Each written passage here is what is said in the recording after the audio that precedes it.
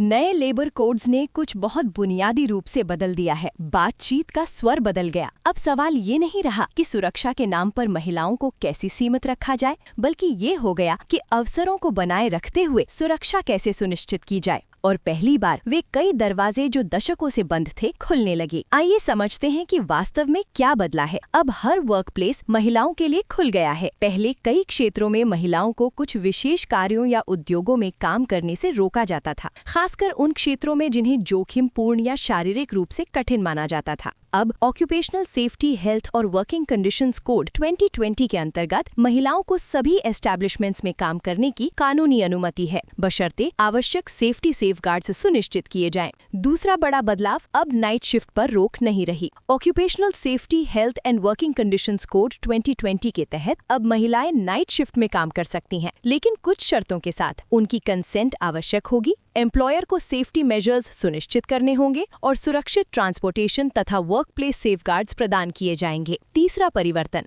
अब महिलाओं की आवाज वर्कप्लेस निर्णयों का हिस्सा बनी है। अब occupational safety, health and working conditions code 2020 के अंतर्गत ग्रीवेंस कमिटीज में महिलाओं की भागीदारी आवश्यक कर दी गई है। चौथा महत्वपूर्ण परिवर्तन, नई प्रकार की नौकरियों को अब कानूनी पहचान मिली है। कोड ऑन सोशल सिक्योरिटी 2020 के अंतर्गत लाखों महिलाएं जो इनफॉर्मल सेक्टर्स जैसे domestic work, home based production और छोटे एंटरप्राइजेज में काम करती हैं और जिनके पास पहले कोई सोशल प्रोटेक्शन नहीं थी, अब उन्हें नेशनल डेटाबेस में रजिस्ट्रेशन के माध्यम से वेलफेयर स्कीम्स तक पहुंच का मार्ग दिया जा रहा है। इसी प्रकार नए लेबर कोड्स के माध्यम से पहली बार कंसेंट और अनिवार्य सेफ ट्रांसपोर्ट तथा सीसीटीवी व्यवस्था के आधार पर नाइट शिफ्ट की अनुमति दी गई है। पहली बार हायरिंग प्रोसेस और सैलरी तय करते समय डिस्क्रिमिनेशन पर सख्त रोक लगाई गई है। पहली बार आशा सर्टिफिकेशन के माध्यम से ग्रामीण महिलाएं मैटरनिटी बेनिफिट्स को अधिक सरलता से प्राप्त कर सकती हैं। पहली बार फिक्स्ड टर्म एम्प्लॉइज,